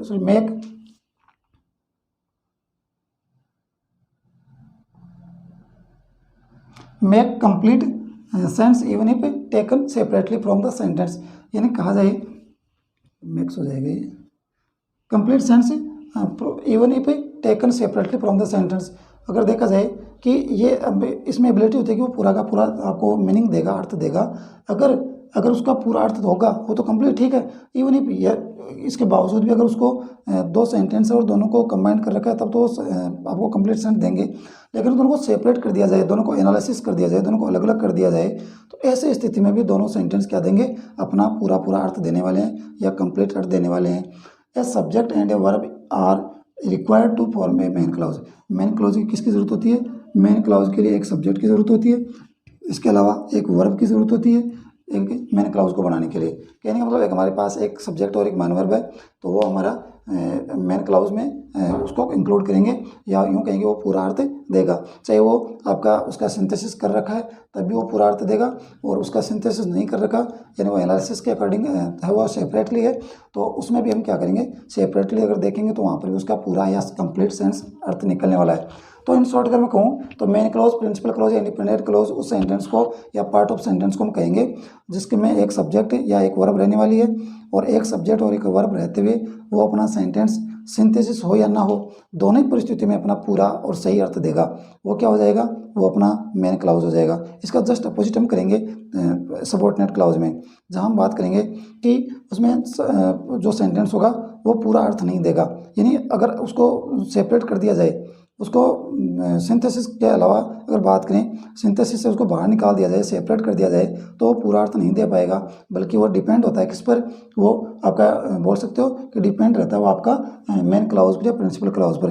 क्योंकि वो इस पर डिपेंड रहता है इसलिए उसको डिपेंडेंट क्लॉज बोलते हैं। वो बात करेंगे आगे। तो देखिए, he is rich, he is not contented, यानी वो रिच तो है, ही इज़ रिच, वो रिच है, ही इज़ नॉट कंटेंटेड यानी वो संतुष्ट नहीं है, वो लालच करता है। तो देखिए, इसको पढ़ेंगे यहाँ तक तो भी इसका अर्थ पूरा है कि वह क्या है, रिच है, वो पैसे वाला है। और आगे वाला ही इज़ नॉट कंटेंट कि वह क्या नहीं है, वो संतुष्ट नहीं है या उसके अंदर संतुष्टि का भाव नहीं है। तो दोनों सेंटेंस को आप एज ए कंजक्शन आप यूज़ करके पढ़ें, या फिर आप बात करें कि सिंथेसाइज करके पढ़ें या फिर सेपरेटली पढ़ें, दोनों का अर्थ है, वो मीनिंग है, वो कम्प्लीटली, या यूँ कहूँ कि दोनों सेंटेंस अपना पूरा अर्थ देकर जाते हैं। देखिए, अगर मैं बात करूँ यहाँ पर, तो ये वह अमीर है और वह संतुष्ट नहीं है। अगर मान लीजिए मैं यहाँ पर यूज़ कर देता हूँ, मैंने यूज़ कर दिया यहाँ पर बट का, यहाँ पर मैंने यूज़ कर दिया बट का, और ये अपना बोल सकते हो कि कंपाउंड सेंटेंस बन गया। क्या बन गया, कंपाउंड। तो अब देखिए, ही इज़ रिच, वह अमीर है लेकिन वह संतुष्ट नहीं है। तो अब देखिए, ये सिंथेसाइज होने के बावजूद भी ये दोनों सेंटेंस अपना पूरा अर्थ दे रहे हैं, और जब सिंथेसाइज नहीं हुआ था, यूँ कहूँ कि बट का यूज़ नहीं होता, तब भी वो क्या कर रहे थे, अपना पूरा अर्थ दे रहे थे। तो ऐसी सिचुएशन के जो सेंटेंस होते हैं वो आपके मेन क्लाउज या प्रिंसिपल क्लाउज में या इंडिपेंडेंट क्लाउज में आते हैं। नेक्स्ट देखिए, she is poor, she is generous, ये वो क्या है, गरीब है, और गरीब है इसलिए गरीब है, और उसके बाद में क्या, ही जनरस, उसमें उदारता का भाव है, वो उदार है, यानी लोगों को देने का भाव उसमें है, तो वह गरीब है। अब यहाँ पर क्या कर सकते हैं, यहाँ पर भी हम बट का यूज़ कर सकते हैं, या फिर जैसे हम यट का भी कर सकते हैं, यहाँ पर किसका यूज़ कर सकते हैं, यट का भी कर सकते हैं। अगर यहाँ पर शुरू में यूज़ करना चाहें तो यहाँ पर यूज़ कर सकते हैं हम ऑल दो का यूज़ कर सकते हैं। अब देखिए, आप किसी भी वर्ड का यूज़ करें, चाहे ऑल दो का करें, यट का करें, बट का करें, लेकिन दोनों सेंटेंस के दोनों सेंटेंस आप यूज़ करें तो भी आपका कंप्लीट सेंटेंस देने वाले हैं, पूरा अर्थ देने वाले हैं, और अलग अलग रहेंगे तो भी दोनों पूरा का पूरा अर्थ देने वाले हैं। कहने का मतलब कंप्लीट अर्थ रहेगा, चाहे उनका सिंथेसाइज हो या फिर ना हो, चाहे सेपरेट हो। तो ऐसी स्थिति के जो आपके सेंटेंसेस होते हैं वो आपके मेन क्लाउज होते हैं, इंडिपेंडेंट क्लाउज होते हैं, या प्रिंसिपल क्लाउज होते हैं, डियर स्टूडेंट्स। तो आई होप कि ये भी आप समझ गए होंगे कि मेन क्लाउज क्या होता है। जो सेंटेंस चाहे सेपरेट हो चाहे मर्ज हो, दोनों ही सिचुएशन में वो अपना पूरा अर्थ देकर जाते हैं, पूरा अर्थ देते हैं, चाहे वो सेपरेट हो या फिर मिक्सअप किए हुए हो, सिंथेसिस उनका हुआ हो। तो ऐसे सेंटेंस आपके कहलाते हैं मेन क्लाउज। और जो सिंथेसिस होने के बाद में पूरा अर्थ देते हैं लेकिन सेपरेट कर दिया जाए तो पूरा अर्थ नहीं देते, आधा अधूरा अर्थ रह जाता है, वो आपके कहलेंगे सबऑर्डिनेट क्लॉज। उसकी बात इसके जस्ट आगे हम करने वाले हैं। चलिए अभी उसी की बात कर लेते हैं आगे। आइए ट्यूशन से हम बात करने वाले हैं कुछ एक और अपने टर्मिनोलॉजी की, और वो है सबऑर्डिनेट या डिपेंडेंट क्लॉज। क्या है डिफरेंस, सबऑर्डिनेट और इंडिपेंडेंट क्लॉज। आइए इसके बारे में जानते हैं। तो इसकी डेफिनेशन की बात करें तो क्या इसकी परिभाषा रहने वाली है। देखिए क्या है, सबऑर्डिनेट क्लॉज या डिपेंडेंट क्लॉज। इसे जस्ट हमने ठीक पहले क्या पढ़ा है, इसे ठीक पहले पढ़ा मैंने इंडिपेंडेंट क्लॉज, यानी जस्ट इसका अपोजिट इंडिपेंडेंट क्लॉज बोल दो, या फिर मेन क्लॉज या फिर प्रिंसिपल क्लॉज। वहाँ पर हमने क्या किया था, वहाँ पर हमने बात की थी कि दोनों सेंटेंस को चाहे आप सेपरेट रखें चाहे उनको मर्ज करें, दोनों सिचुएशन में उनका अर्थ होगा वो कंप्लीट अर्थ होगा, या कहूँ कि उसका पूरा सेंस निकलने वाला है। यहाँ उसका जस्ट अपोजिट होगा, क्या होगा, it can not stand alone, यानी यहाँ पर ये आपको सेंस नहीं देने वाला एज ए कंप्लीट सेंस। यहाँ पर इसका तो पूरा अर्थ नहीं निकलेगा सेंटेंस का, बिकॉज क्योंकि ए सबऑर्डिनेट क्लॉज, ये सबऑर्डिनेट क्लॉज की बात कर रहे हैं, इज डिपेंडेंट, ये क्या होता है, निर्भर होता है, टिका होता है, आश्रित होता है अपॉन ए मेन और प्रिंसिपल क्लॉज। आगे वही बात जो मैं आपको बता रहा था कि सबऑर्डिनेट क्लॉज या डिपेंडेंट क्लॉज वो होता है जो इंडिपेंडेंट क्लोज पर डिपेंड होता है। यूँ कहूँ कि मेन क्लोज पर जो निर्भर है, या मेन क्लोज पर जिसकी उम्मीदें टिकी होती हैं, या मेन क्लोज के साथ जुड़कर जो अपना पूरा अर्थ दे सकता है। देखिए डियर स्टूडेंट्स, एक बार अपनी डेफिनेशन को दोबारा देखिए, और अपनी डेफिनेशन क्या कहती है कि सबऑर्डिनेट या डिपेंडेंट जो क्लोज होता है उसकी डेफिनेशन ये है कि it can not stand alone as a complete sense because a subordinate clause is dependent upon a main या प्रिंसिपल क्लॉज। कहने का मतलब ये है डियर स्टूडेंट्स, अगर इन शॉर्ट में कहूँ तो जो डिपेंडेंट या सबऑर्डिनेट क्लॉज होता है वो स्टैंड अलोन होता है, यानी कहने का मतलब उसका कंप्लीट सेंस नहीं होता, या यूँ कह सकते हैं कि वो कंप्लीट सेंस देने में अनेबल होता है, वो अपना कंप्लीट सेंस नहीं दे पाता। क्यों नहीं दे पाता, because a subordinate clause is dependent, ये डिपेंड करता है, निर्भर रहता है, आश्रित रहता है, या किसी पर बोल सकते हो कि डिपेंड रहने वाला है अपॉन ए मेन क्लाउज। किस पर निर्भर रहेगा, ये आपका रहने वाला है डियर स्टूडेंट्स, मेन क्लाउज पर या फिर प्रिंसिपल क्लाउज, या इसी को बोलते हैं इंडिपेंडेंट क्लाउज। तो डिपेंड किस पर रहेगा, मेन क्लाउज पर, प्रिंसिपल क्लाउज पर, या फिर इंडिपेंडेंट क्लाउज पर। क्योंकि जब तक वो इसके इंडिपेंडेंट क्लाउज के साथ नहीं जुड़ेगा, प्रिंसिपल क्लाउज के साथ नहीं जुड़ेगा, तब तक वो अपना कंप्लीट सेंस नहीं दे पाता है, अधूरा उसका अर्थ रहता है। जैसे आपका कंप्लीट सेंस देने के लिए वो मेन क्लाउज के साथ जुड़ जाएगा, तो वहाँ पर इसका कंप्लीट सेंस निकल जाएगा। अगर आप उसको सेपरेट कर देंगे, अगर आपको सबऑर्डिनेट क्लाउज को या फिर मेन क्लाउज को अलग अलग कर देंगे, तो सबऑर्डिनेट क्लाउज अलग होगा तो वो कंप्लीट सेंस नहीं दे पाएगा, जबकि मेन क्लाउज में ऐसा नहीं है, वो इसका जस्ट अपोजिट होता है। अलग होने के बावजूद भी वो अपना कंप्लीट सेंस देता है। ये थोड़ा सा इसमें फर्क होता है, आप ध्यान रखें इस चीज़ का। अगर एक एग्जाम्पल की बात करूँ तो किस प्रकार से है, वी लेफ्ट अर्ली। देखिए यहाँ पर हम दो इसके अलग अलग पार्ट कर लेते हैं, वी लेफ्ट अर्ली, और आगे देखिए बिकॉज के बाद का ये पार्ट आएगा। ये दो अलग एक ही सेंटेंस हमारे पास है, लेकिन यहाँ पर कंजक्शन का यूज़ किया गया, बिकॉज का यूज़ कर दिया गया, और एक ही सेंटेंस को दो अलग अलग पार्ट में हमने इसको डिवाइड किया है। इससे पहले जितने भी हमने टर्म्स देखे या टर्मोलॉजी के जो वर्ड देखें, वो आप देख सकते हैं कि उनको हमने काफ़ी डिटेल में या एग्जाम्पल के थ्रू समझने की कोशिश की। तो यहाँ भी समझने की कोशिश कीजिए कि सबऑर्डिनेट क्लॉज है क्या। देखिए वी लेफ्ट अर्ली, हम जल्दी निकल गए, तो इस सेंटेंस को आप चाहे इसके साथ जोड़कर देखें या फिर अकेला लिखें, दोनों सिचुएशन में क्या होगा, दोनों ही सिचुएशन में आपका कंप्लीट अर्थ देगा। आप आगे वाले सेंटेंस को छोड़ दीजिए, कंप्लीट वी लेफ्ट अर्ली, हम जल्दी निकल गए, और साथ में बोलिए we left early because it was raining, हम जल्दी निकल गए। तो दोनों ही सेंटेंस में देखिए, अगर सेपरेट रहेगा तो भी अपना पूरा अर्थ देगा, और अकेला रहेगा और कंबाइन हो जाएगा तो भी इसका अर्थ जो है कंप्लीट होने वाला है। तो ध्यान रखिए, ये अपना कंप्लीट सेंस देगा, पूरा अर्थ देगा, तो ये हो जाएगा आपका मेन क्लाउज। क्या हो जाएगा, मेन क्लाउज या प्रिंसिपल क्लाउज इसको बोल देंगे। आगे देखिए बिकॉज इट वॉज रेनिंग, क्योंकि बरसात हो रही थी। अब क्योंकि का कोई अर्थ यहाँ पर है नहीं, क्योंकि अगर हम जो अर्थ यहाँ पर ले रहे हैं, तो क्योंकि का यहाँ पर हम ले रहे हैं, तो बिकॉज इट वॉज रेनिंग, क्योंकि बरसात हो रही थी। हमें नहीं पता कि बरसात क्यों हो रही थी, या बरसात हुई तो क्या हुआ होगा, क्योंकि अगर हम वी लेफ्ट अर्ली इस पार्ट को अगर हटा दिया जाए और आगे वाले को केवल बोला जाए, तो ये आपको कहीं ना कहीं आपको कन्फ्यूजन में छोड़ देगा ये सेंस, कि आपको कंप्लीट सेंस नहीं देगा कि क्या हुआ होगा। क्योंकि बरसात हो रही थी, तो बरसात हो रही थी तो उसका क्या रिजल्ट रहा होगा, या क्या उसकी हम पॉसिबिलिटी दर्शा सकते हैं। कंप्लीट आपको सेंस नहीं दे पाता है सेंटेंस, ये आपका सेपरेट रहेगा तो भी नहीं दे पाएगा, और जैसे ये सेंटेंस आपका मर्ज कर दिया जाएगा तो ये कंप्लीट सेंस दे रहा है। देखिए दोनों को साथ बोलिए, हम जल्दी निकल गए क्योंकि बरसात हो रही थी। यहाँ पर दोनों का साथ में बोलेंगे तो पूरा का पूरा और सही अर्थ निकल रहा है। ये आपका क्या हो गया, ये होगा आपका हो गया सबऑर्डिनेट क्लाउज, ये आपका सबऑर्डिनेट क्लाउज हो गया। यानी ये डिपेंड करता है किस पर, ये डिपेंड करता है आपका मेन क्लाउज पर। किस पर डिपेंड करता है, मेन क्लाउज पर। मेन क्लाउज आपका हो गया वी लेफ्ट अर्ली, और बिकॉज इट वाज रेनिंग, ये क्या हो आपका, ये आपका सबऑर्डिनेट या डिपेंडेंट क्लाउज हो गया। एक और देखिए, एक सेंटेंस और बात करते हैं, जैसे Sejal was sick so she was treated in city hospital. ये आप और देख सकते हैं, सेजल वॉज सिक, ये ऊपर वाले सेंटेंस की तरह ही काम करेगा। सेजल वॉज सिक, इस सेंटेंस को आप कहीं भी रख दीजिए, अकेला छोड़ दीजिए, कंप्लीट सेंस देगा कि सेजल क्या थी, बीमार थी। आप साथ बोलोगे तो भी इसका अर्थ ये रहेगा, और अकेला रखोगे, सेपरेट रखोगे तो भी आपका ये अर्थ ही देगा, और कंप्लीट सेंस देगा कि सेजल बीमार थी। ठीक है, आगे देखिए, so she was treated in hospital, इसलिए उसे क्या किया गया, ट्रीट किया गया सिटी हॉस्पिटल में, यानी उसका इलाज कहाँ किया गया, सिटी हॉस्पिटल में। आप एक बार पीछे वाले सेंटेंस को छोड़ दीजिए, सेजल वॉज सिक, आगे पढ़िए, so she was treated in city hospital, इसलिए उसका इलाज सिटी हॉस्पिटल में किया गया। क्यों किया गया हमें नहीं पता, क्योंकि पीछे वाले सेंटेंस को छोड़ दोगे तो कंप्लीट सेंटेंस दे ही नहीं रहा। क्यों, इसलिए उसका इलाज किया गया, so she was treated in city hospital. तो यहाँ तक देखिए, आप आगे का सेंटेंस इसका हिंदर्थ करके देखिए, कंप्लीट सेंटेंस नहीं देगा।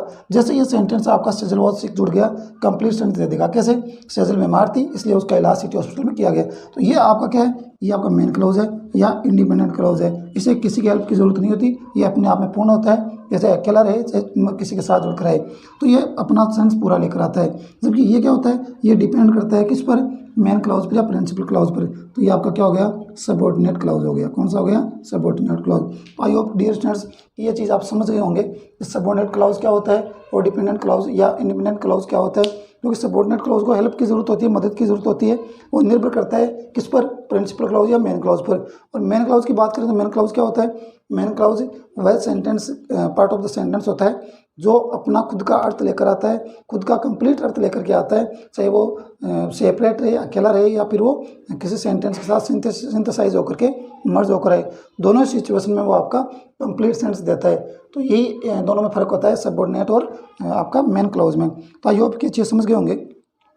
इसके बाद में बात करने वाले हैं स्टूडेंट्स, जैसे कि ऑलरेडी हम जैसे हर क्लास में बात करते हैं, एंड ऑफ द क्लास हम बात करते हैं कुछ वोकैब की, और हर क्लास के एंड में अपने 2 वोकैब के वर्ड रहते हैं। तो आइए बात करते हैं आज की क्लास में अपने वोकैब के 2 वर्ड कौन कौन से रहेंगे उनकी बात करते हैं। आज अपने जो वोकैब के वर्ड रहेंगे उनकी बात करते हैं, और फर्स्ट वन के वर्ड की बात करें तो वो आपके हो जाएंगे 2, और उनकी बात कर लेते हैं।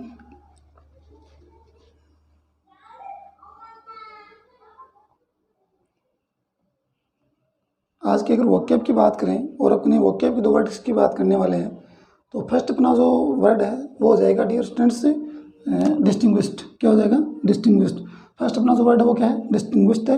और डिस्टिंग्विश्ड आपका होता है फेम होना, प्रसिद्ध होना, पॉपुलर होना, काफ़ी फेम नाम हो जाना, वो आपका क्या होता है? डिस्टिंग्विश्ड होता है। अगर देखा जाए तो उसके सिनोनिम क्या हो सकते हैं? देखिए, फेम्ड हो जाएगा। क्या हो जाएगा? फेम्ड।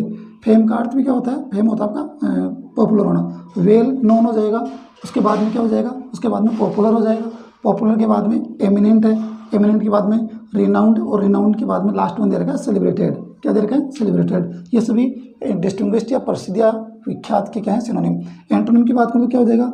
कॉमन, अनसंग, अननोन, एनोनिमियस, और एनोनिमियस के बाद में हो जाएगा अनडिस्टिंग्विश्ड हो जाएगा। क्या हो जाएगा? डिस्टिंग्विश्ड का क्या हो जाएगा? अनडिस्टिंग्विश्ड। नोन का क्या हो जाएगा? वेल नोन का अननोन हो जाएगा। और ये आपका कॉमन और अनसंग आपके क्या है? एंटोनिम है डिस्टिंग्विश्ड के। उसके बाद में देखिए डिस्पेरिटी। डिस्पेरिटी का अर्थ क्या होता है? डिस्पेरिटी का अर्थ होता है भिन्नता, असमानता, अंतर, फर्क, भेद। यानी जो सिमिलरिटी, जहाँ सिमिलरिटी नहीं होती, जहाँ समानता नहीं होती, वो असमानता और डिस्पेरिटी। सिनोनिम की बात करूँ तो क्या हो जाएगा? डिफरेंस हो जाएगा। उसके बाद में डिससिमिलरिटी। क्या हो जाएगा? सिमिलरिटी, जहाँ सिमिलरिटी नहीं वहाँ डिससिमिलरिटी हो जाएगा, तो डिस्पेरिटी, डिससिमिलरिटी। उसके बाद में इक्वलिटी का क्या हो जाएगा? इनइक्वलिटी। क्या है? डिससिमिलरिटी, इनइक्वलिटी। उसके बाद में क्योंकि डिससिमिलरिटी और इक्वलिटी, तो देखिए सिमिलरिटी और इक्वलिटी ये क्या है? ये आपके एंटोनिम में दे रखे हैं, आप देख सकते हैं आगे। उसके बाद में देखिए डिस्टिंक्शन। डिस्टिंक्शन के बाद में दे रखा आपको वेरिएशन, और वेरिएशन के बाद में दे रखा है इम्बैलेंस। क्या दे रखा है? इम्बैलेंस। उसके बाद में एंटोनिम की बात करूँ तो क्या है? इक्वलिटी, क्योंकि यहाँ पर क्या आया था? इनइक्वलिटी आया था, तो इक्वलिटी। यहाँ पर सिमिलरिटी है क्योंकि ऊपर क्या है? डिससिमिलरिटी। उसके बाद में लाइकनेस है। क्या है? लाइकनेस। और लास्ट वन क्या है? सिमिलिट्यूड। क्या है? सिमिलिट्यूड। ये कुछ आपके वोकैब के आज के 2 वर्ड हैं, और बड़े इंपॉर्टेंट वर्ड हैं डियर स्टूडेंट्स। एक डिस्टिंग्विश्ड था और सेकंड होता है डिस्पेरिटी। दोनों काफ़ी इंपॉर्टेंट वर्ड हैं, और उम्मीद करता हूँ कि हमेशा की तरह आज भी की क्लास भी आपके लिए बड़ी इंपॉर्टेंट रही है। और क्योंकि हम ऐसा टॉपिक पढ़ रहे हैं जो बड़ा इंपॉर्टेंट है, बड़ा टफ है, और उसको काफ़ी ईजी वे में आपको समझाने की कोशिश की जा रही है या की जाएगी नेक्स्ट आपकी जो भी क्लासेज होंगे उनमें। तो जुड़े रहिए जब तक अपना सिंथेसिस का टॉपिक चलता रहेगा। आप बड़ी अच्छे से इस चीज़ को या अच्छा ढंग से इस चीज़ को समझने वाले हैं। थ्योरी के थ्रू आप या यूँ कहूँ कि एग्जाम्पल के थ्रू आपका वो सारा डाउट क्लियर हो जाएगा। तो सिंथेसिस को लेकर के या सिंपल कंपाउंड या कॉम्प्लेक्स सेंटेंस को लेकर के आपके दिमाग में जो डर या डाउट बना वो सारा क्लियर हो जाएगा, ऐसे मेरी उम्मीद है। तो डियर स्टूडेंट्स आज के लिए इतना ही। नेक्स्ट अपनी जो भी क्लास होगी उस क्लास में आपसे फिर से मुलाकात होगी। सिंथेसिस को लेकर के फिर से अपनी क्लास होने वाली है, और उसी क्लास में आप सभी से फिर से मुलाकात करेंगे। तब तक के लिए आप सभी स्टूडेंट्स को, आप सभी विजिटर्स को good night. Thank you so much for watching this class and be safe.